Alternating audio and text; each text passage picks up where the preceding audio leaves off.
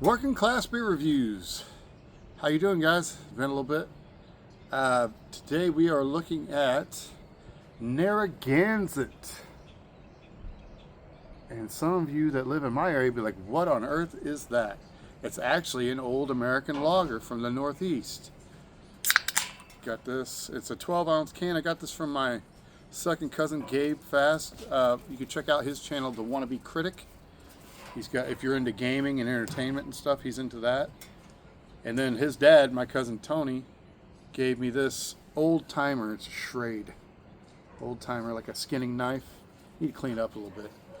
He actually gave me one of these a long time ago, and I lost it. I had it in my tackle box. This one's got a sheath and everything. It's really, really, really cool. I'm gonna use that to poke the hole here. Poke a nice hole, put that back up in its sheet so I don't cut myself. And I'm gonna use the old trusty globe glass that I had. Pour this in. I've never had this. I've heard of this beer. I've never had it. But Gabe went up to New York a few months back, and I told him, it's like, if there's any beer up there that we don't have around here, bring it back. And he brought me back a Narragansett. So it says, since 1890, the famous Narragansett, made on honor, official beer of the clan, sold on merit. Narragansett Brewing Company, Rochester, New York. Rochester, New York would be Genesee Brewing, with contract brewing. I think this brand is actually owned by Pabst.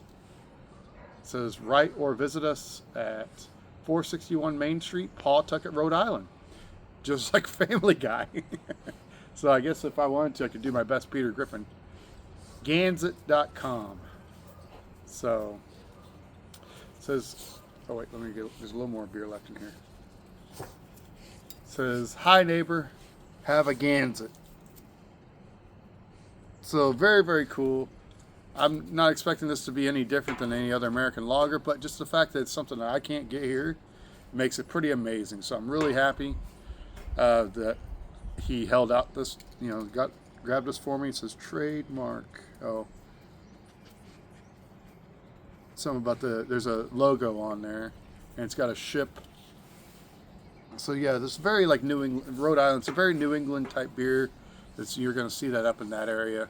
So if there's any viewers from that area, tell me about how much would you spend on a 6-pack, 12-pack, whatever. What's the going rate? I'm guessing it's about like anything else, but sometimes you might be surprised when it comes to local stuff. So it's a beautiful day out here, and it's in mid-February. It's in the 60s, pretty awesome. So it's lots of streaming bubbles. Still retaining a good amount of head. So this, I don't know, can't really read the date. JO35152323. The 2323 is like the time, 23:23. So it's like just before midnight, I guess, or before midnight. Anyway, so yeah, golden, like you would see in a Pabst or a Miller High Life. It does not say the ABV, so I'm guessing it's less than 5, like 4.6, 4.7 if I had to guess. It might be 5 for all I know. I did not look this up on the phone. So any gaps that my viewers can fill in, please just leave it in the comments. So yeah, pretty standard. Seems very lively though. Let's give it a smell. Yeah, very, very standard lager beer smell. Because I saw that Rochester, New York, I'm getting a very much of a Genesee vibe. So it could be very similar to regular Genesee, like the white can with the red label. And I want to say that's like around 4.6 or something like that. ABV, maybe 4.8.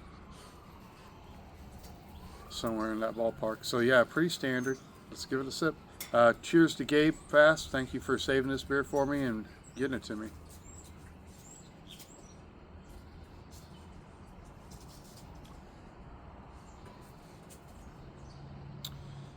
Very surprisingly clean. Not overly sweet. It's very kind of prickly, very carbonated.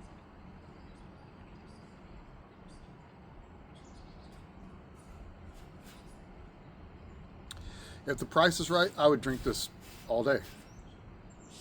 thought I had one going for me. I was going to push one out, but I didn't want to force it. Maybe by the end of this glass here, I might have a good one to showcase. Yeah, so local beers like this, there's a few of them still hanging on. A good majority of them are owned by the Pabst Brewing Company, you know, like Rainier, Stroh's, Blatz, stuff like that, Schmidt's, Lone Star, Pearl, things like that. Miller owns a decent amount of the malt liquors, although I think Pabst still, because it still has like Schlitz malt liquor. I think they still do St. Ides, which I've never seen that. I haven't seen Schlitz in a while, or especially even Schlitz malt liquor. I used to be able to find it up in Kansas City when I lived up there, but not anymore. That's been like 20 years ago or so. Yeah, I definitely don't see this anywhere close.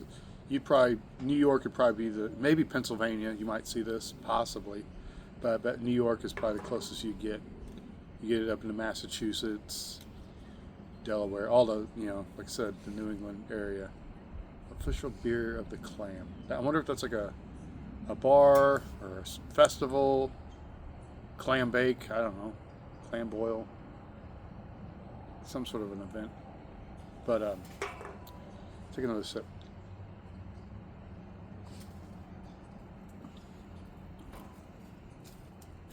Yeah, it's really good. It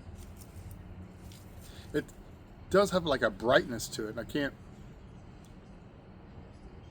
It's not not hoppy. I really don't detect a whole lot of hop character. It kind of has a tingle on the tongue.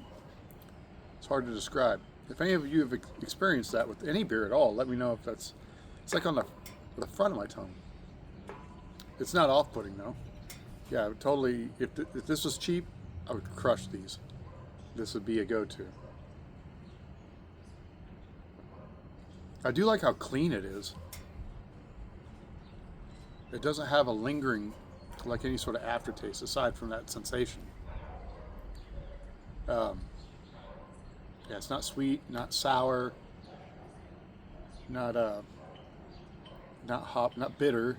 It's just very round, as they would call it. It touches all the boxes. It smooths everything out. Oh, there we go. Let's see if I can clip that one out and make a short out of it. That felt good too. So, ball recycled aluminum, recyclable aluminum, doesn't say it's actually recycled. So, yeah, very cool. Glad I could actually log this, put this on my list of different beers I've got to try. I would love to try other beers that I just can't get a hold of here. I think it's funny how distribution like that works. Pabst especially, with all the brands that they own, they don't even you'd think they'd just cycle, every so often they'd send some here and then send some there and send some over here to different parts of the country just to try it. You never know what might land. It could end up being like a new local favorite. They also own National Bohemian, Natty Bo, which I think is out of Baltimore, Maryland. And they were kind of a big deal. I think they serve it at the ball fields and stuff around there. Orioles, Baltimore Orioles, yeah. So yeah, really good. Not much else to say about it. I wish I could, but I don't have any prior experience to this, no memories tied to it, except for the fact it was given to me as a gift. The more people find out that I do reviews and stuff like that, I don't, unless it were to just take off on its own, I'm not trying to make a thing of it, because I don't know how long this is going to last as far as the monetary system of making videos, because I know once you make it big, then it turns into you have to build a social media following. So I have to start plugging in. I'd have to get on TikTok, which I'm not on TikTok. I don't have an Instagram page. I'm on Instagram for personal use. I would think I could make an Instagram page for their channel itself and just start listing all the beers and beer related stuff, memes and stuff maybe.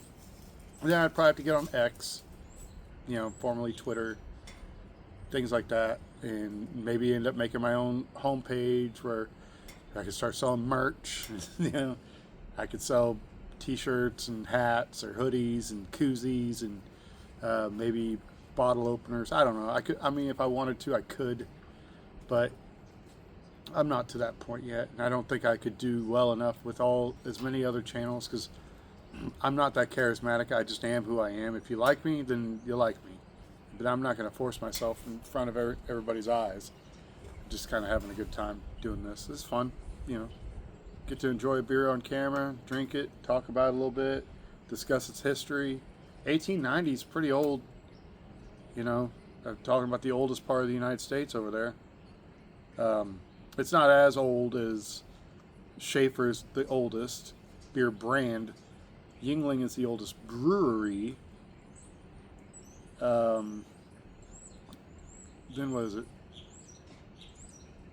Schaefer, Schlitz or Pabst? Maybe Pabst is down there. Then not long after that, then you start getting your Budweiser and your Miller. Well, Miller's like it says 1903 for High Life.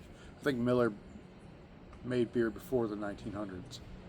So this is getting close to the 1900 mark, 10 years prior. But they're still going, you know. A lot after Prohibition, a lot of old beer brands died out. Some just got gobbled up and dissolved and just got either rebranded or just faded into obscurity. So, yeah, I like it a lot. But let me go ahead and finish this. Might as well just do that on camera. Very tasty. I like it a lot. Thanks a lot, Gabe. Check him out, The Wannabe Critic on YouTube. And he does podcasts and stuff like that too. Anywhere you get the podcasts, you can check out The Wannabe Critic. Thank you guys for taking time to watch this video, and I will see you guys later.